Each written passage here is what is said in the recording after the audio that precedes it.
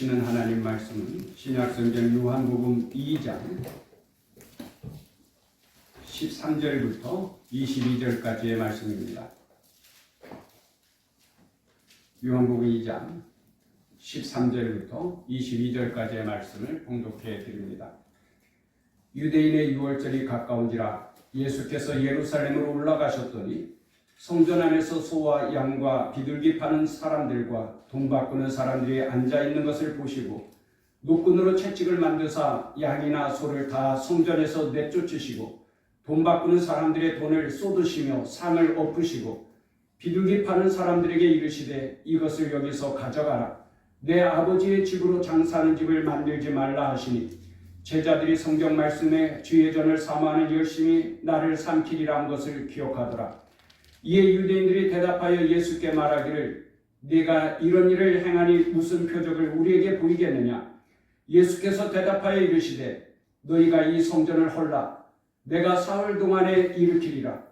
유대인들이 이르되 이 성전은 46년 동안에 지었거늘 네가 3일 동안에 일으키겠느냐 하더라. 그러나 예수는 성전된 자기 육체를 가리켜 말씀하신 것이라.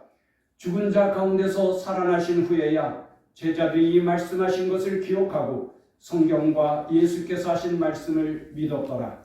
아멘. 찬양대의 찬양으로 하나님께 영광을 돌립니다.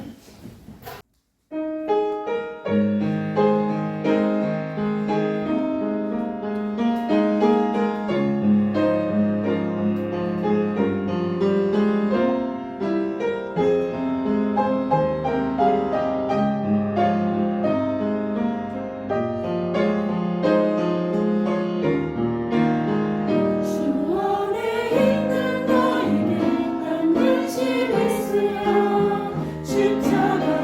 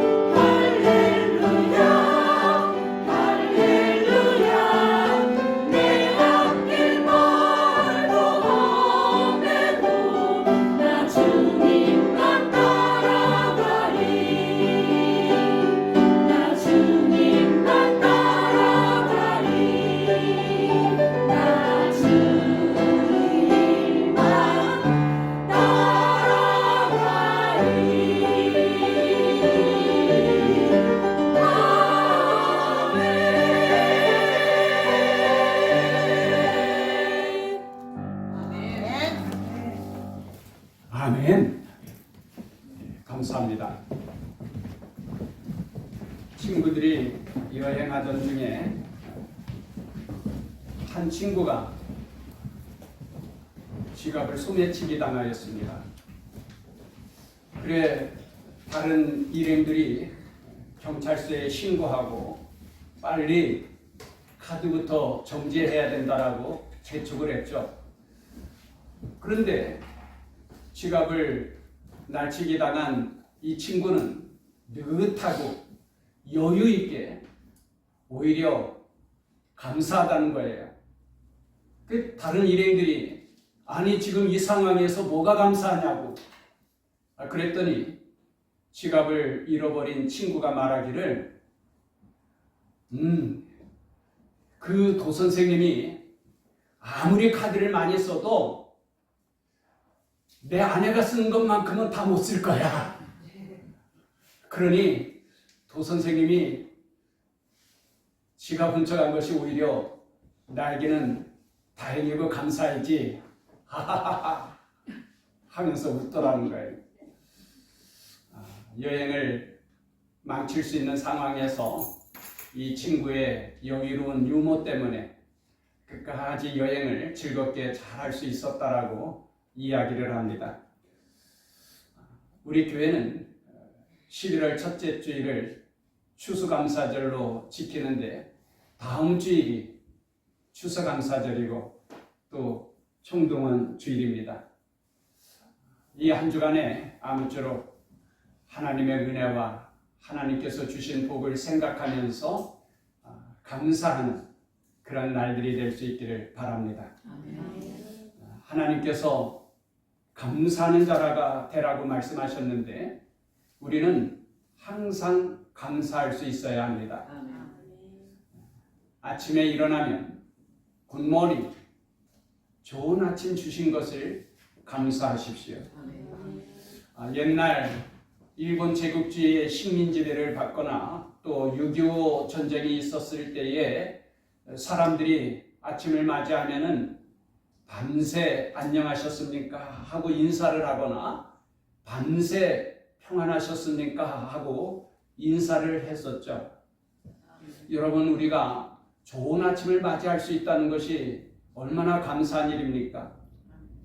지금도 만일 우리나라가 이스라엘이나 우크라이나처럼 전쟁 중에 있다면 어떻게 우리가 좋은 아침을 맞이할 수 있겠습니까?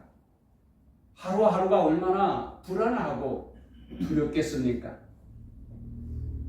아침에 일어나면 좋은 아침 주신 것을 감사하십시오.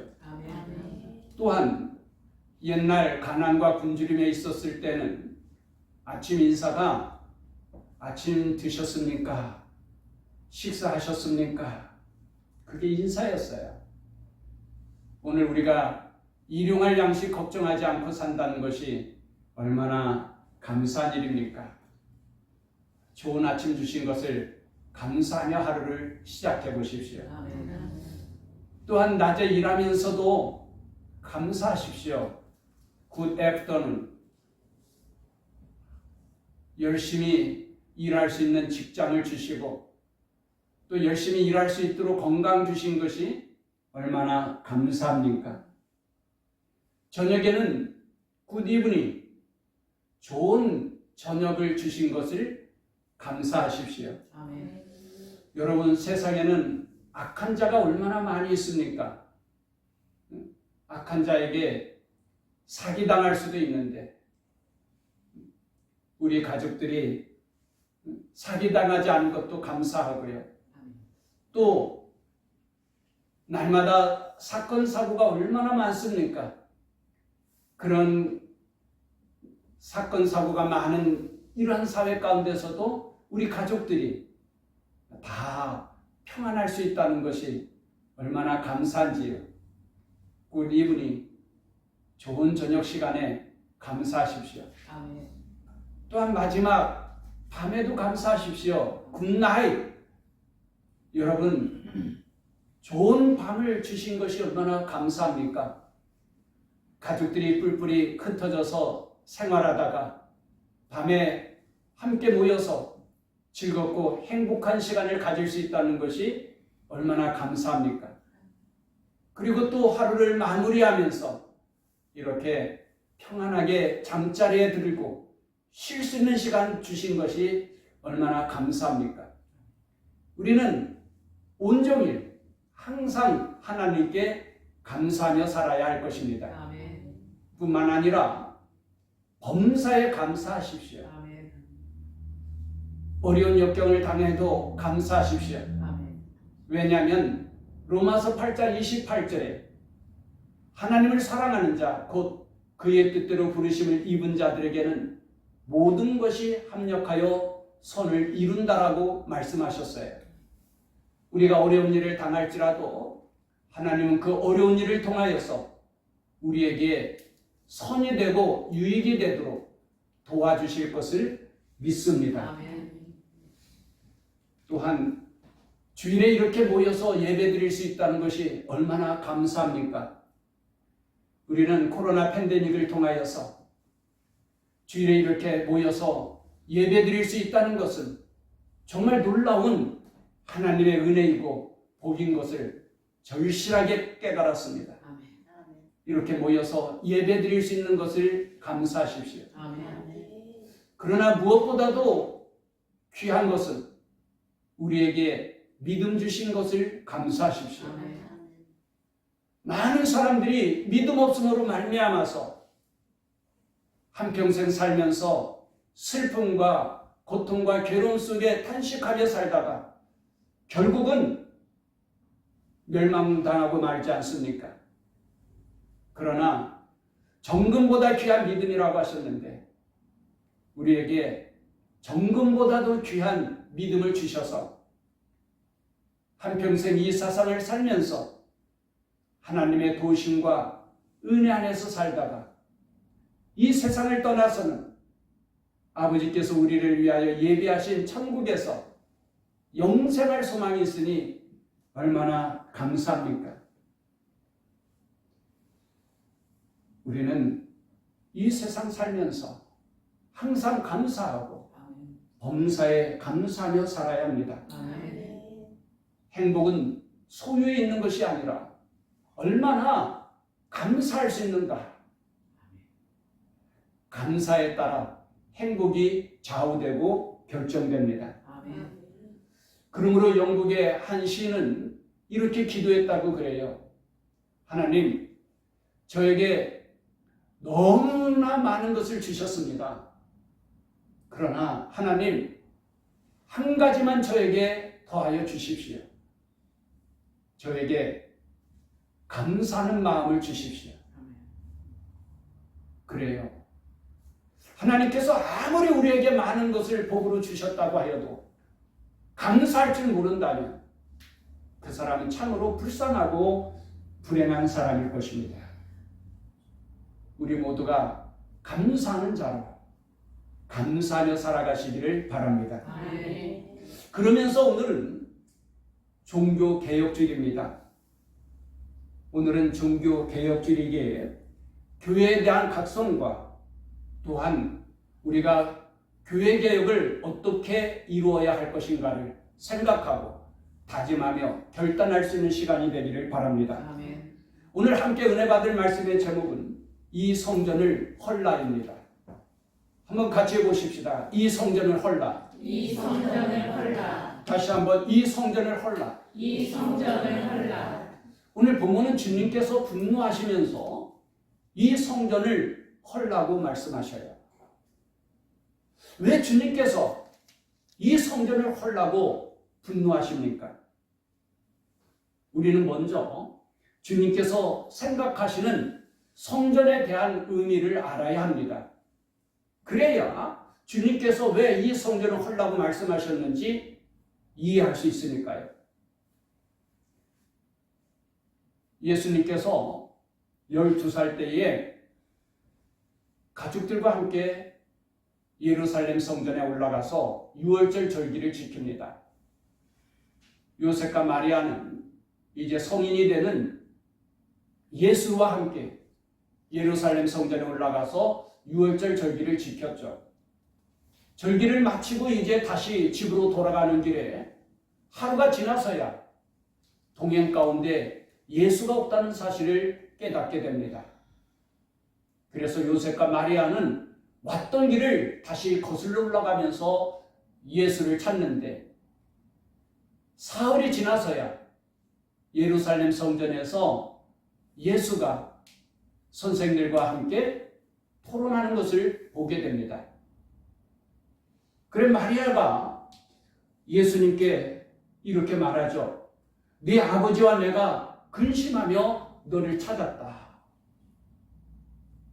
이에 예수님께서는 이렇게 말씀하십니다. 어찌하여 나를 찾으셨나이까? 내가 내 아버지 집에 있어야 될 줄을 알지 못하셨나이까? 여기에 놀라운 진리가 있죠. 성전은 뭐예요? 내 아버지의 집이라는 거예요. 아멘. 내 아버지 집. 성전은 바로 아버지 하나님의 집입니다. 아멘. 그러므로 하나님의 자녀들은 아버지 하나님의 집인 성전 중심으로 살아야 하는 것입니다. 아멘. 이것이 바로 예수님께서 말씀하신 성전의 의미인 것이죠. 우리가 예수를 믿음으로 말미암아 하나님의 자녀가 되는 권세를 얻게 되지 않았습니까? 우리는 다 아버지가 같아요. 아버지 같다는 것은 무슨 의미입니까? 우리가 다 하나님의 자녀들로서 한 형제, 자매, 가족 공동체라는 것이죠. 아멘. 그래서 우리는 주일에 형제 자매들이 아버지 집에 모여서 함께 기도하고 함께 찬송하고 아멘. 함께 예배드리며 아멘. 함께 교제를 나누며 축제의 날을 갖게 되는 거죠. 아멘. 바로 성전은 아버지 하나님의 집입니다. 아멘. 예수님께서 생각하시는 또 다른 성전의 개념은 성전은 기도하는 집이라는 거예요. 아멘. 예수님은 이사야 56장 7절 말씀을 인용하여서 성전이 곧 기도하는 집이라고 말씀하십니다. 이사야 56장 7절에 하나님께서 이렇게 말씀하시죠. 내가 곧 그들을 나의 성산으로 인도하여 기도하는 내 집에서 뭐라고요? 기도하는 내 집에서 아멘. 그들을 기쁘게 할 것이며 아멘. 그들의 번제와 희산을 나의 제단에서 기꺼이 받게 되리니 이는 내 집은 만민이 기도하는 집이라 일컬음이 될 것이니라. 아멘. 성전이 뭡니까?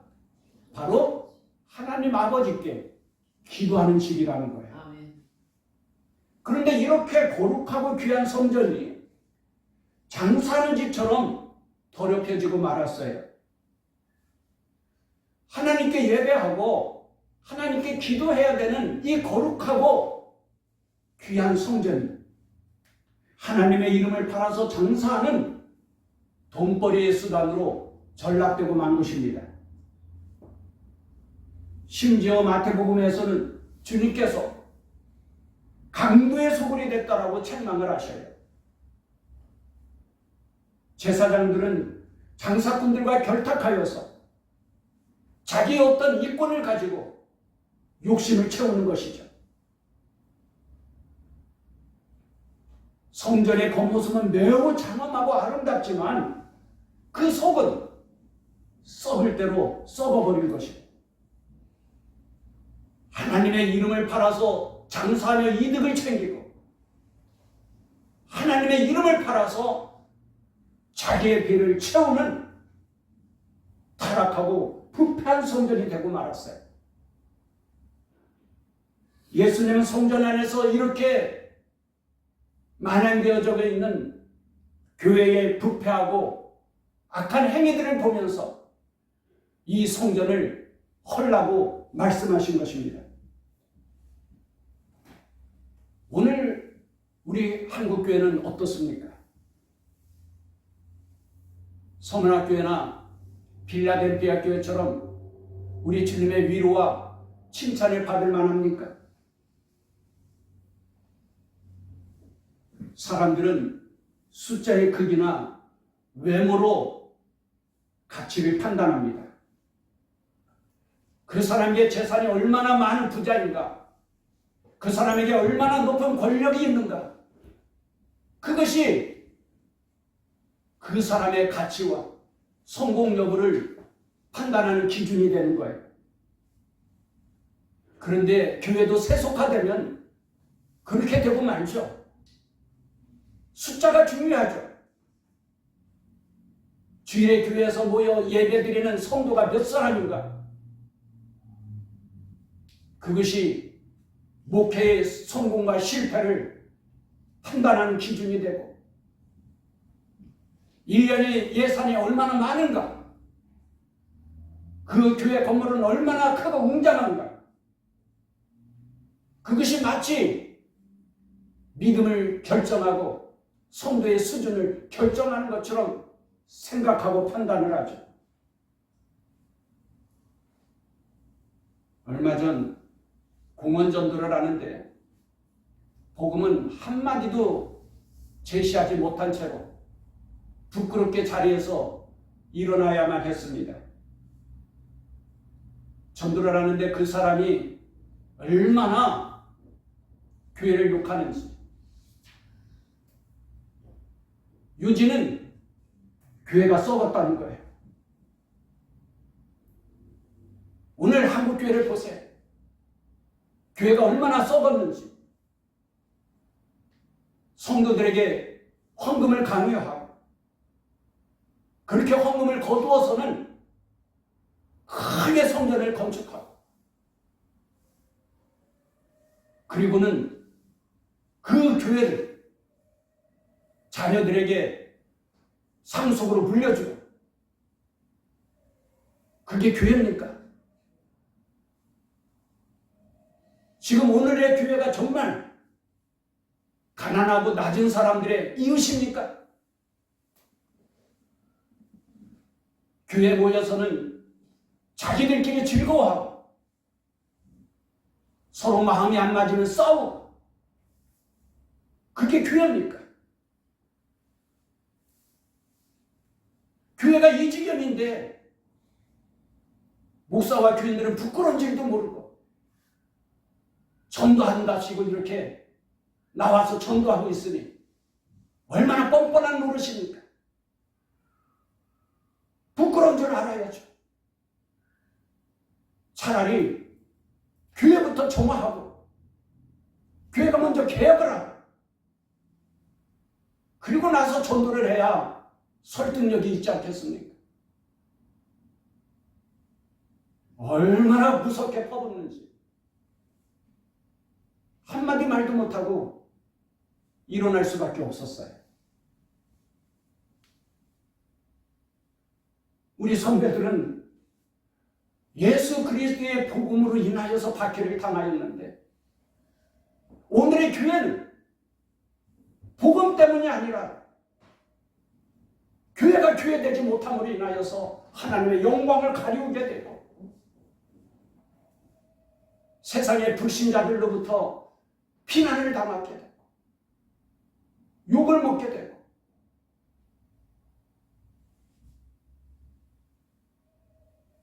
교회 건물은 웅장하고 십자가의 네온 사인은 밝게 빛이 나지만 세상은 더 어두워지고 있고,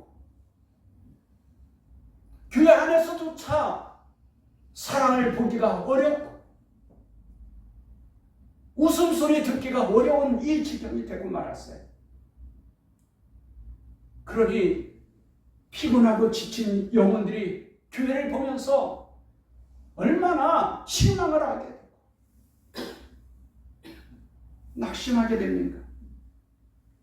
오죽하면 세상의 불신자들이 교회부터 정화, 교회부터 개혁하라고 외치겠어요.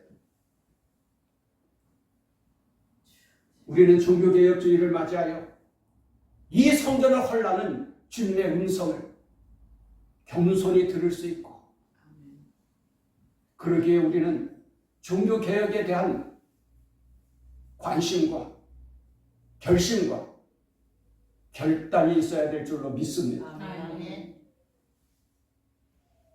예수님께서 성전을 하려고 책망하셨지만 이 당시 이스라엘 백성들은 회개하지 않았어요.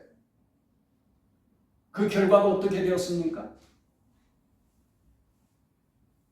예수님께서 이 성전을 하려고 말씀하신 지 채 반세기도 지나지 못하여서 주 70년에 로마의 티투스 장군에 의하여서 예루살렘 성벽은 무너져 버리고 성전은 불태워져서 돌 하나도 돌 위에 남지 아니라 완전히 회파되고 말았죠. 그리고는 백성들은 포로로 끌려가게 되고 디아스포라 세계로 흩어지고 말지 않았습니까? 그 이후 2000년이라는 긴 시간이 지났어요. 하지만 여전히 성전이 있던 그 자리는 이슬람교의 사원이 되어서 황금돔이라고 하는 그 이슬람 사원이 자리를 차지하고 있지 않습니까? 우리가 부패하고 타락한 성전을 스스로 개혁하지 못한다면 하나님께서 무섭게 심판하시지 않을까요? 하나님께서 심판하시기 전에 우리가 스스로 교회를 개혁해야 되지 않을까요? 그러면 오늘의 교회를 우리가 어떻게 개혁해야 합니까? 예수님께서 언제나 우리에게 본을 보여주셨는데 교회를 개혁하는 것도 어떻게 우리가 교회를 개혁해야 되는지 본을 보여주셨어요. 첫째로는 하나님을 사랑하는 마음과 그래서 성전을 뜨겁게 사랑하는 열심으로 교회를 개혁해야 된다는 거예요. 제자들은 예수님께서 성전을 정결케 하신 사건에 대하여서 이렇게 깨닫게 되죠. 17절 말씀인데 같이 읽어보십시다. 17절 말씀 시작. 제자들이 성경 말씀에 주의 전을 사모하는 열심이 나를 삼키리라는 것을 기억하더라. 아멘. 성경 말씀이 이루어졌다는 것인데 어떤 말씀이에요? 주의 전을 사모하는 열심이 나를 삼키리라. 이 말씀이 이루어졌다는 거예요. 예수님은 자신의 기분이나 욕심으로 성전을 깨끗게 하신 것이 아니에요. 예수님께서 그냥 당신의 감정을 조절하지 못해서 흥분해가지고 성전을 깨끗게 하셨다는 말씀이 아니죠. 예수님께서 이 성전을 깨끗게 하시면서 당신의 어떤 이득을 취한 것은 하나도 없어요. 오직 하나님을 사랑하는 뜨거운 마음에서 그래서 하나님의 집을 사모하는 그 열심이 사로잡혀서 성전을 깨끗게 하셨다. 오늘날 많은 사람들이 개혁을 외치면서도 사랑이 없이 비난과 공격으로 개혁을 말해요. 내로남불이라고 하죠. 자신의 불의는 정당화시키고 상대방의 허물과 죄악은 들춰내 그러면서 개혁을 해야 된다고요. 여러분 아무리 옳은 말이고 옳은 개혁이라 할지라도 거기에 사랑이 없다면 뭐가 없다면? 사랑이 없다면 그것은 바른 개혁이 될 수도 없고 하나님을 기쁘시게 할 수도 없어요. 그런 개혁은요 오히려 자기 욕심을 채우고 오히려 자기 이득을 얻기 위한 개혁이 되고 말아요.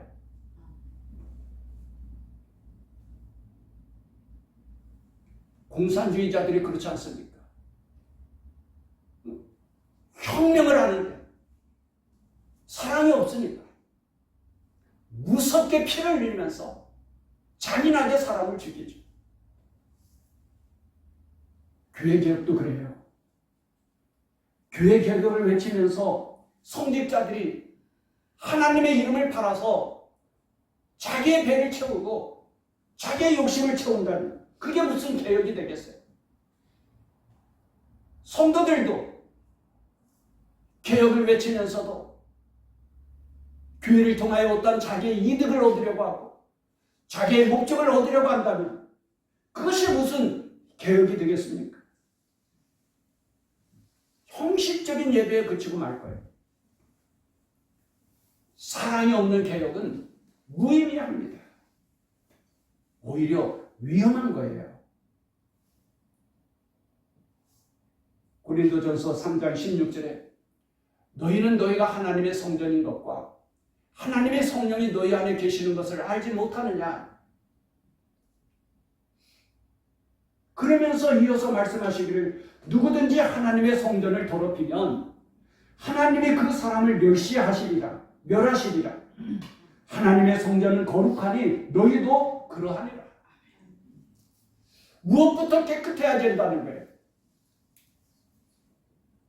하나님의 성령이 거하는 내 마음의 성전. 아멘. 이것이 거룩하고 깨끗해야 돼요. 아멘. 여기에 자리에 앉아있는 한 사람 한 사람이 바로 하나님의 성전이에요. 아멘. 우리가 하나님의 성전으로서 깨끗하고 거룩하게 살아야 합니다. 아멘. 그래야 성령님이 내 안에 계신 성령님이 나와 늘 깊은 교통을 나누고 아멘. 우리가 하나님의 은혜 가운데서 아름답고 복되게 살아갈 수 있지 않겠습니까? 아멘. 이것이 교회 개혁의 첫 단추입니다. 다른 사람을 향하여서 개혁하라고 하지 말고 먼저는 내 자신이 아멘. 하나님의 성전으로서 깨끗하게 거룩하게 살기를 힘쓰십시오. 아멘. 주님은 하나님을 사랑하는 마음과 그래서 성전을 뜨겁게 사모하는 열심으로 성전을 개혁했어요. 오늘의 교회 개혁도 그렇습니다. 사랑이에요. 아멘. 하나님을 사랑하고 아멘. 내 이웃을 사랑하고 아멘. 하나님의 집을 사랑하고 아멘. 둘째로 개혁을 위해서는 자신이 먼저 희생해야 합니다. 아멘. 누가 먼저 희생하면 좋아요? 내 자신. 누가 먼저? 내 자신. 나 자신. 아멘. 주님은 너희가 이 성전을 헐면 누가 다시 세운다고 말씀하시죠?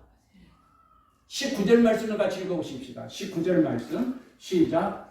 예수께서 대답하여 이르시되 너희가 이 성전을 헐라 내가 사흘 동안에 일으키리라. 아멘. 누가 다시 일으켜요? 예수님.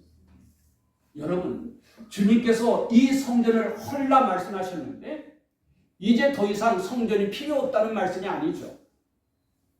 이제 예배가 필요 없다는 말씀이 아니죠. 이 성전을 헐라 말씀하시면서 이어서 주님은 뭐라고 말씀하셔요? 내가 사흘 동안에 일으키리라. 아멘. 할렐루야. 아멘. 성전은 하나님께 제배드리는 거룩한 곳인데 하나님은 형식적인 예배를 기뻐하시지 않아요. 오히려 하나님은 선지자를 통하여서 형식적인 예배에 대하여서 꾸짖고 책망을 하십니다.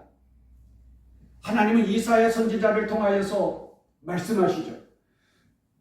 여호와께서 말씀하시되 너희의 무수한 재물이 내게 무엇이 유익하냐? 나는 순양의 번제와 살찐 짐승의 기름에 배불렀고 나는 수송아지나 어린 양이나 순양소의 피를 기뻐하지 아니하노라. 너희가 내 앞에 보이러 오나 내 마당만 밟을 뿐이니라. 여러분, 아무리 멋있고 장엄한 예배일지라도 그것이 하나님께서 기뻐하시지 않는 예배라면 무슨 유익이 있겠어요?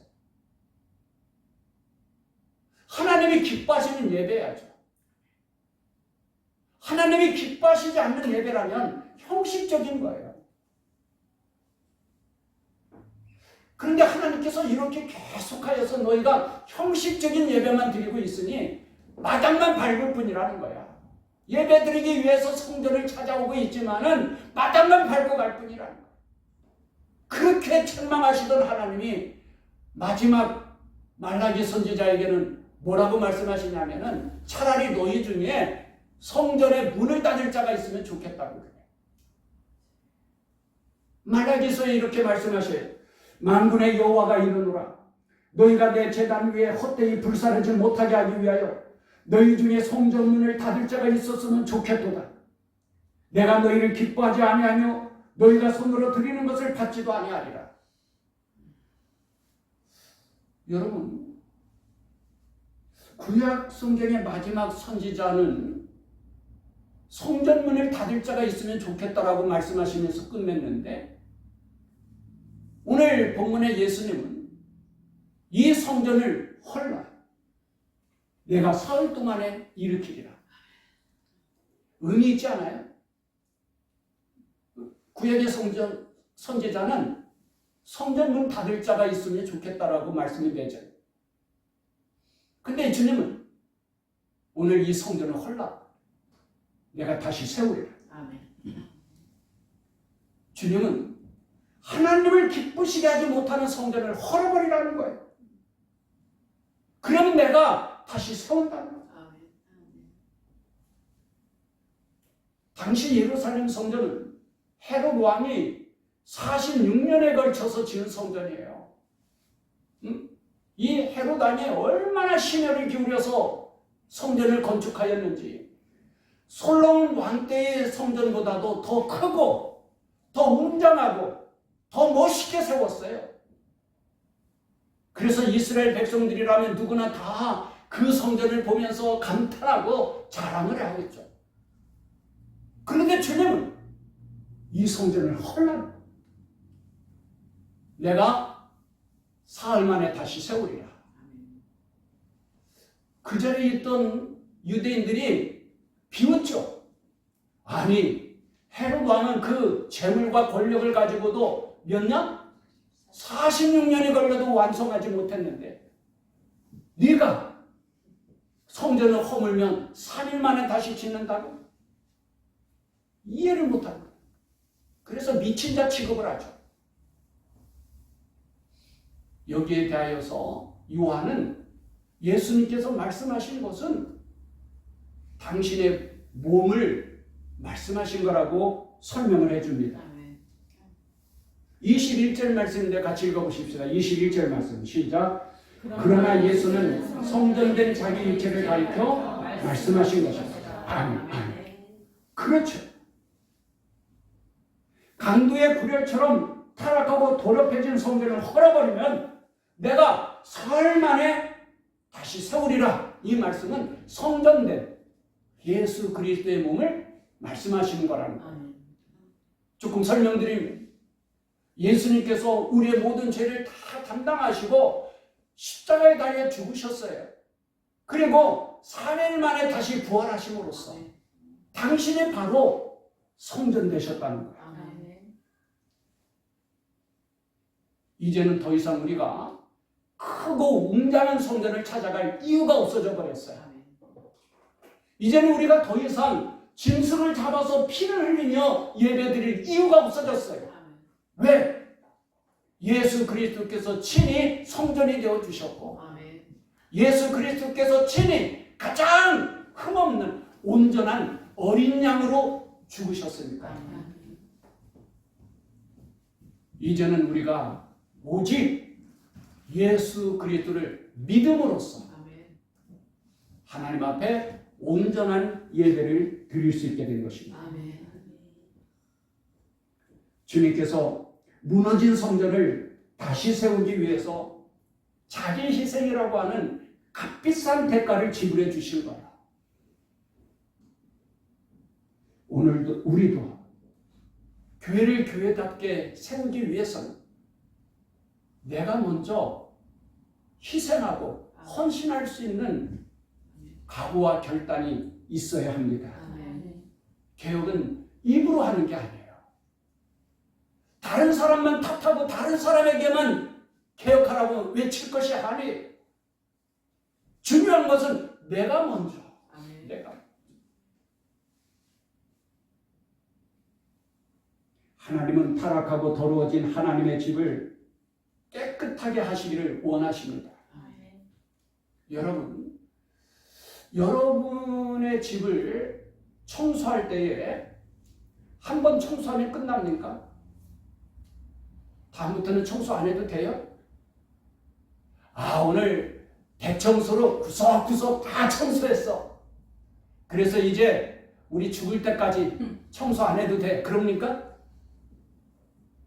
날마다 청소하죠. 그래야 집이 깨끗하죠. 하나님의 집도 그렇지 않겠어요? 1517년 루터의 종교개혁으로 교회가 이제 깨끗해졌어. 이제 더 이상 교회는 개혁하지 않아도 돼. 그런 걸까요? 아닙니다. 교회는 세상 속에 존재하면서 언제나 세상의 유혹을 받게 돼 있고 교회가 세속할 위험에 빠져 있어요. 그래서 우리는 늘 개혁신앙을 새롭게 하면서 교회 개혁에 대한 의지와 아멘. 결단이 있어야 되는 거예요. 아멘. 우리 주님께서 성전을 깨끗하게 하시는 것처럼 하나님의 자녀인 우리는 교회를 깨끗하고 거룩하게 해야 할 책임이 있고 사명이 있는 것을 믿습니다. 아멘.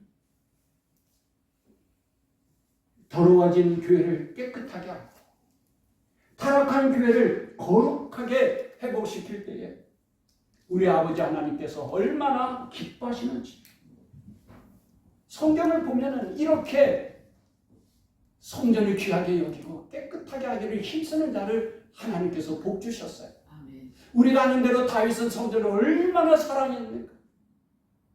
그런 다윗에게 하나님께서 얼마나 놀라운 복을 주셨어요. 히스기 왕 때는 성전이 얼마나 더럽혀졌어요. 그런 때 히스기 왕은 성전을 깨끗하게 함으로 말미암아 하나님께서 기뻐하시고 복을 주시지 않았어요. 요시야 왕 때도 그랬죠. 성전이 더러워졌을 때 요시야 왕은 교회를 깨끗하게 합니다. 그때 하나님이 얼마나 기뻐하시고 요시야 왕에게 복을 주셨습니까? 하나님은 오늘도 영원하십니다. 아멘. 하나님의 집을 깨끗하게 하는 성도들을 기뻐하셔요. 우리가 어떻게 하면 교회를 깨끗하고 거룩하게 개혁할 수 있나요? 우리 주님께서 본을 보여주셨어요. 먼저는 사랑입니다. 아멘. 하나님을 사랑하고 아멘. 그러므로 하나님의 자녀들이 모여서 예배드리고 사랑을 나누는 교회 공동체를 사랑하고 그 마음이 뜨거워 열심히 있어야 돼요. 사랑이 없는 개혁은 무의미하고 위험하기까지 합니다. 그리고 개혁은 다른 사람을 보지 말고 내가 먼저 깨끗하고 아멘. 거룩하게 살기를 힘쓰십시오. 아멘. 왜? 내 몸이 하나님의 성전이니까요. 아멘. 그때의 교회는 비로소 온전한 교회로 세워지게 될 것입니다. 아멘. 그리고 교회는 또다시 부흥하며 살아나게 될 것입니다. 아멘. 우리 모두 영원한 개혁자신 예수 그리스도를 본받아서 부패한 교회를 깨끗하게 하고 아멘. 타락한 교회를 다시 거룩하게 회복시킴으로써 우리 아버지 하나님을 기쁘시게 해드리고 교회를 통하여 하나님의 모든 은혜와 복을 누릴 수 있기를 주님의 이름으로 축원합니다. 아멘.